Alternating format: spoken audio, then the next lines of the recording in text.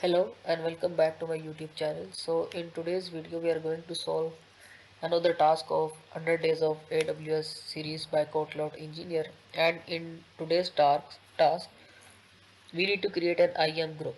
So IAM group is a collection of IAM users that share the same permission. So for this, log into AWS console, go to identity and access management,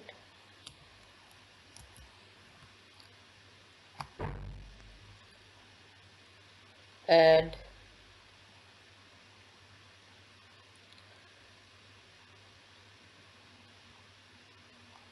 so we need to create a IAM group.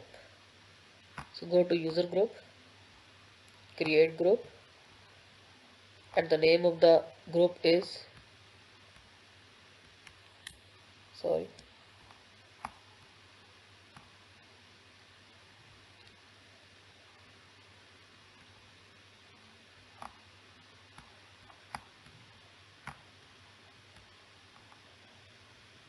create user group,